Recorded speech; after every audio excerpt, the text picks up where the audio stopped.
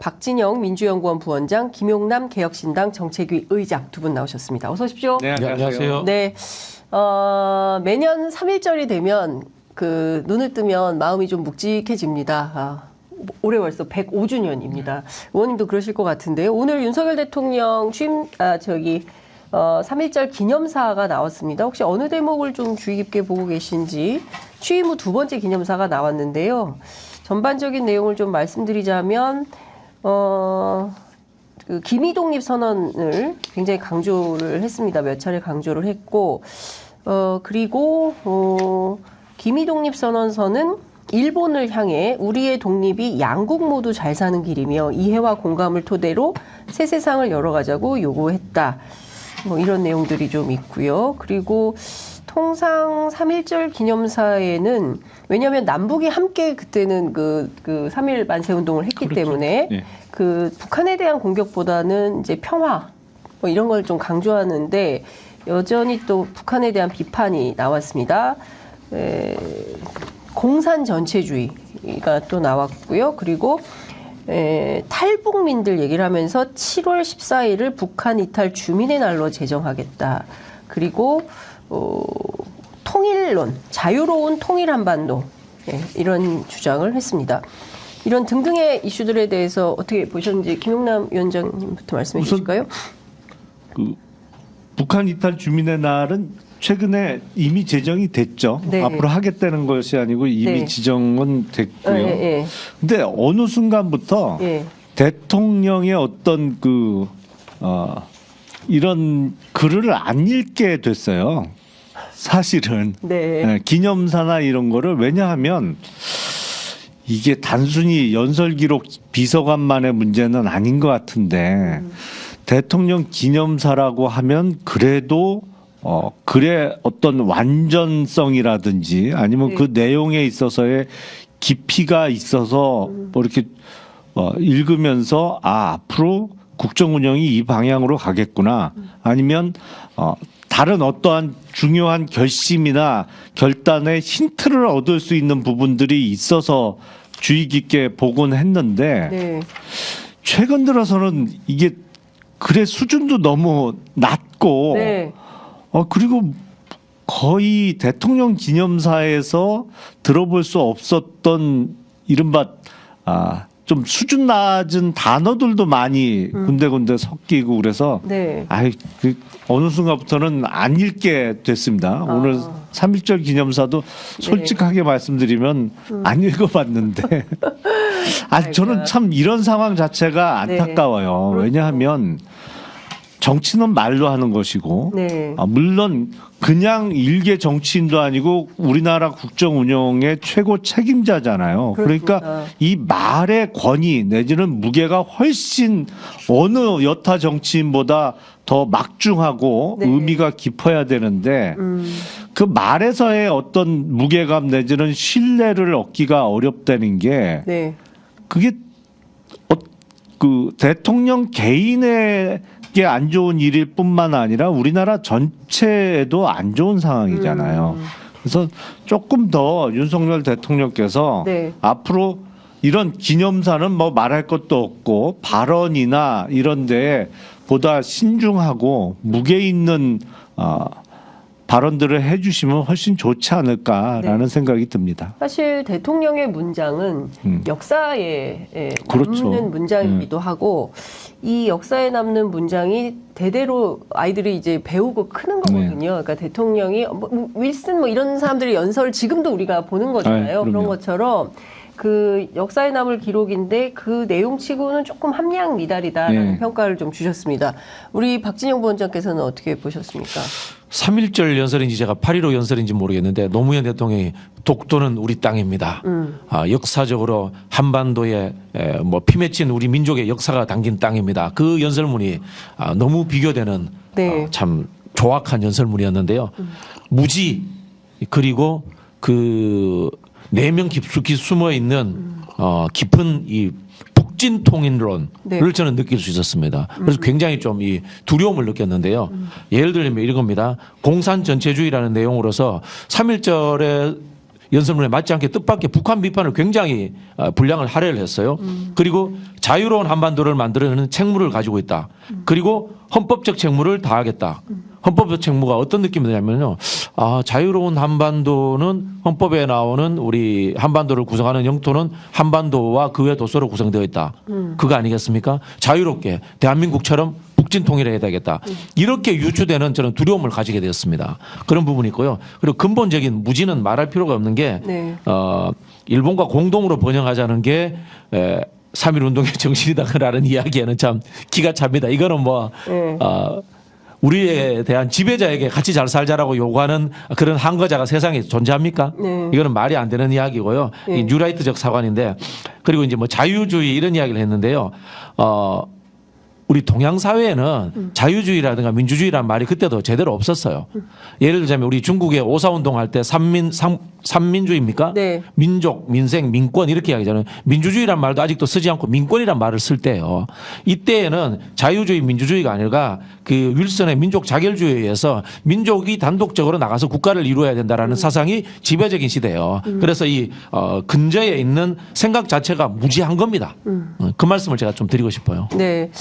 그 말씀하신 것처럼 지금 기미독립 선언에는 어떤 얘기가 있냐면 일본에 대한 질타가 되게 많습니다. 그러니까 특히 제가 한 대목만 읽어드리면 오늘 우리의 조선 독립은 조선인으로 하여금 정당한 삶을 누리게 하는 동시에 일본으로 하여금 그릇된 길에서 벗어나 동양을 붙들어 지탱하게 하는 무거운 책임을 온전히 이루게 하는 것이며 뭐 세계의 평화 인류 행복에 필요한 계단이 되게 하는 것이니 이 어찌 구구한 감정상 문제이리요 뭐 이런 내용들이 포함이 돼 있습니다. 물론 공약 3장에 자유적 정신을 발휘할 거다 민족적 요구다 이런 내용들이 포함이 되어 있지만 말씀해 주신 것처럼 그때는 민족 자결주의 평화주의 인도주의 네. 뭐 이런 것들이 굉장히 중요하고 약소국이 사라지면 안 된다. 그러니까 식민지 해방에 대한 자유 이런 자유주의지 지금 남북 자유 이런 개념이 전혀 아니기 때문에 좀 그릇된 표현들이 들어가 있는 거 아닌가라는 비판이 좀 나오고 있기도 합니다. 실제로 이 선언 이후에 더 이상 평화적으로 못하겠다. 1920년 1월 달에 안창호 선생이 독립전쟁 원년이다 이렇게 그 선포를 했고 그리고 나서 이제 무장투쟁, 봉오동 전투, 청산리 전투 뭐 이런 독립전쟁들이 일어나게 되는 거거든요. 그러니까 사실 이런 역사적 맥락을 보면 살짝 뜬금없다. 저희가 이제 오후 3시에 그 이번에 나온 이 선언문과 관련해서 설명하는 인터뷰를 좀 잡고 있으니까요. 그때 좀 더 구체적으로 말씀을 좀 드리도록 하겠습니다. 이 3.1 만세운동이 네. 고종 장례식이잖아요. 자, 근데 여기에 보면 왕정이 아니다 이렇게 이야기하잖아. 네. 그때만 해도 우리 그 국민들이 그렇죠. 그거 잘 구별 못할 때예요. 네. 우리 지금 대한독립 만세 이야기하는데 네. 그 당시에 대한독립 만세보다 조선독립 만세라고 외쳤던 사람이 더 많았다는 거 아니에요. 그렇죠. 그리고 사실 그때 3.1절 날 서울 빼고 6개 도시가 다 북한 지역에서 있었어요. 평양, 안주, 의주, 선천, 진남포, 원산 그리고 서울이거든요. 사실 북쪽 지역에서 더 많은 만세운동이 있었다. 근데 이거를 평화로 함께 해야 되는데 민족 화합과 단결 이런 걸 얘기를 해야 되는데 이렇게 갈라치기를 하는 게 맞냐 이런 비판이 있을 수 있습니다. 자, 제가 또 여쭤볼 게 있습니다. 오늘 그 여론조사가 발표가 됐습니다. 윤석열 대통령 지지율이 5% 올랐어요. 갤럽 조사인데요. 39%. 그리고 국민의힘 지지율이 40%, 민주당이 33%, 오차범위 밖으로 벗어났습니다. 전주 대비해서 국민의힘은 3%포인트 올랐고요. 민주당은 2%포인트 하락했습니다. 그리고 총선 지지 어떻게 할 거냐 물었을 때 국민의힘 44, 민주당 41, 개혁신당 14, 새로운 미래 14. 여기 조국신당은 포함이 안 된 것 같습니다. 지금 개혁신당이 상당히 고무적인 조사입니까? 아이고 정말 얼마 만에 네. 보는 두 자리 숫자인지 감개가 무량합니다. 정말. 네. 그러니까 지금 보면 상당히 오른 건데 이 여론조사는 좀 오늘 아침에 보고 회의도 하셨을 것 같은데 이 조사를 좀 어떻게 받아들이고 이후에 지금 총선이 40일 정도 남았습니다. 예. 근데 지금 윤석열 대통령 지지율이나 국민의힘 지지율이 오르는 이유 네. 이게 뭘까? 네. 참 이해하기는 쉽지 않습니다만 네. 정말 의대 정원 확대가 긍정적으로 작용을 하는 것이냐 아니면 민주당의 공천 파동이 반사 이익으로 지금 국힘 쪽에 작용을 하는 것이냐. 네. 근데 윤석열 대통령의 국정 운영의 스타일을 보면 변한 건 없거든요. 그전하고 계속 같잖아요. 네. 정책이나 어떤 이런 거를 결정하고 밀어붙이는 데 있어서 즉흥적이고 그리고 다소 강압적인 모습은 그대로인 것이고 그게 그대로 투영된 것이 의대 정원의 약 70%의 확대거든요. 네. 그것도 당장 내년부터. 그래서 과연 교육 여건이 허락을 하는지 뭐 이게 그 칠판하고 강의실만 있으면 되는 그러니까. 법과대학이나 이런 데도 아니고 해부학 실습도 해야 되는 의과대학의 정원을 갑자기 늘린다는 게 가능한지도 확인이 안 된 상태에서 네. 아무도 예상하지 않았던 그냥 2,000명 증원을 밀어붙이고 있단 말이죠. 네. 근데 여론조사에서는 또 찬성률이 압도적으로 높은 것도 사실이에요. 그래서 이 여론조사 최근에 이 경향을 네. 어떻게 봐야 되는지도 갑론을박이 무성한데 네. 일단 드러나고 있는 여론조사를 무시할 수는 없는 것이고 그렇죠. 저희 개혁신당은 어쨌든 선명한 야당으로서 윤석열 정부와 집권 여당에 대한 견제를 가장 잘할 수 있는 그리고 자기 손이 깨끗한 이른바 남의 잘못을 지적하기 위해서는 지적하는 사람의 손도 어떤 하자가 없어야 되잖아요. 네. 그래서 여타 어느 정당보다 깨끗한 손으로 정부 여당에 대한 견제를 가장 잘할 수 있는 정당이 개혁신당이다. 이런 주장을 하고 있습니다만 네. 앞서 말씀드린 대로 정말 두 자리 숫자의 결과는 정말 오랜만에 봅니다. 사실 이 조사는 민주당에게 굉장히 아픈 조사입니다. 예. 지금 박진영 부원장님 얼굴이 빨개지는데, 지금 지역별로 살펴보면요. 한국갤럽 조사입니다. 물론 이 민주당은 이게 보수 표집이 많아서 보수 과표집 조사여서 이것보다는 여론조사 꽃 조사를 또 좀 신뢰하는 편이라고 제가 듣긴 했습니다만, 어쨌든 내용을 보면 뭐 트렌드를 보는 거니까요. 서울이 더불어민주당이 26, 국민의힘이 43. 굉장히 많이 벌어졌습니다. 그리고 인천, 경기도 더불어민주당이 39, 국민의힘 33. 원래 더 많이 격차가 벌어졌는데 지금 사실상 6%포인트 차로 좁혀진 것이고요. 대전, 세종, 충청 더불어민주당이 33, 국민의힘이 42. 광주, 전라는 민주당이 53, 국민의힘 9%. 그다음에 대구, 경북은 민주당 19, 국민의힘 61. 부산, 경남 지역이죠. 민주당이 22, 국민의힘 50. 지역별로 쭉 조사 내용을 보면 어떻게 봐야 됩니까? 뭐 인정해야죠. 여론의 흐름을 인정해야 되고요.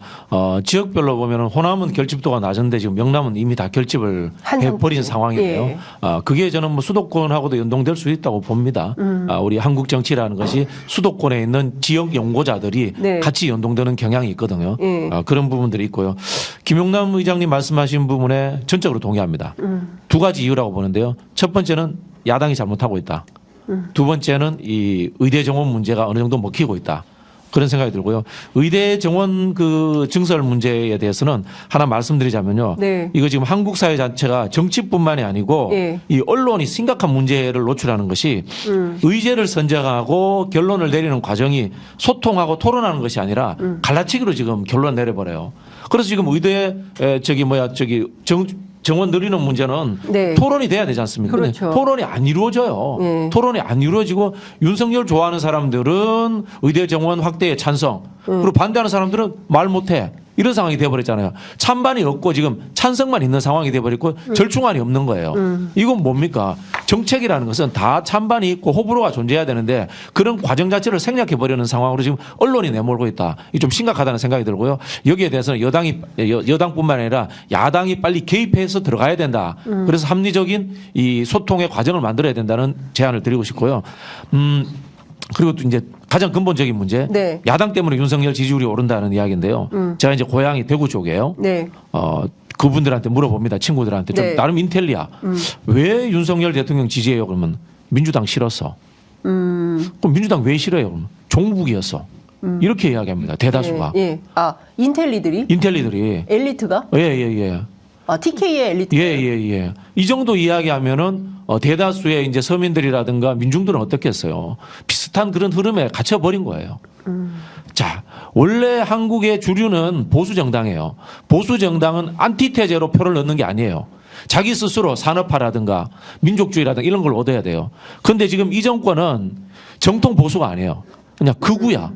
극우고 사회를 갈라치게 하고 분열시켜서 점수를 얻는 집단이에요. 네. 그러다 보니까 이 사람들도 누가 싫어서 여기를 찍게 만드는 거예요. 지난 대선도 보면은 뭐 문재인 정부 심판론, 네. 부동산 정책 심판론 이런 식으로 해서 집권한 사람들 아닙니까? 네. 그 이야기는 뭐냐면요.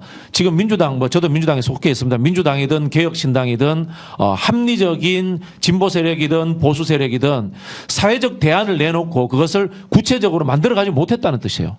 그러다 보니까 선동에 먹히고 타인을 비판하고 욕하고 갈라치고 조롱하는 집단들에게 40%라는 지지도를 몰아줌으로 인해서 그래서 그 국민들이 갈라진 상황에서 집권하고 지금 정치적 주도권을 행사하는 그런 상황으로 끌고 온 거예요.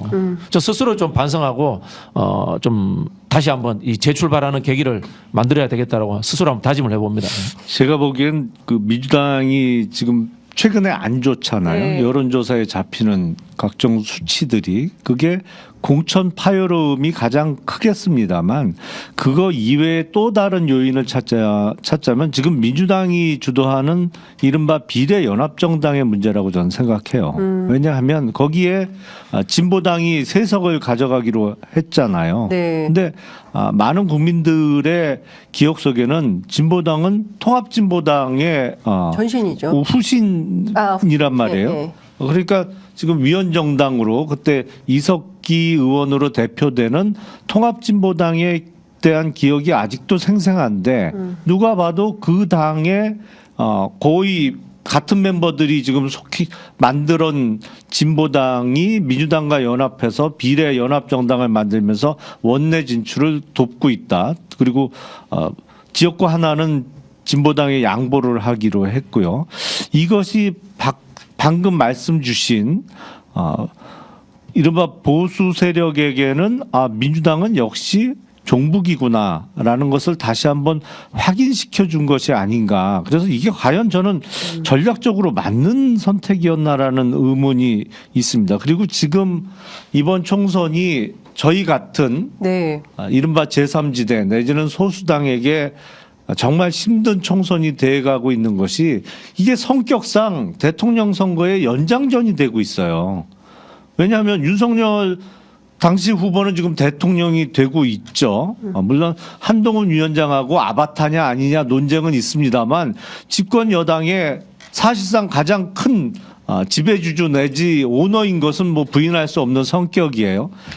근데 제1야당인 더불어민주당의 당대표는 당시 대선 후보였고 0.7% 차이로 낙선한 이재명 대표가 당대표로 있단 말이죠. 그러니까 누가 봐도 이게 2년 전 대통령 선거의 연장전으로서 이번 총선이 각인되는 효과를 불러일으키고 있고 그러니까 양 세력이 결집할 대로 대선 비슷하게 결집을 하고 있는데 사실은 총선은 대선과는 좀 성격이 완전히 다른 선거란 말이죠. 근데 그 총선 특유의 성격이 많이 희석되고 대선처럼 인식되고 있어요. 그러다 보니까 소수당으로서 이번 총선에서 좋은 성과를 얻기 위한 노력이 많이 안 보이고 그냥 묻히고 있는 형편인데 이게 점점 힘들어지고 있습니다. 네.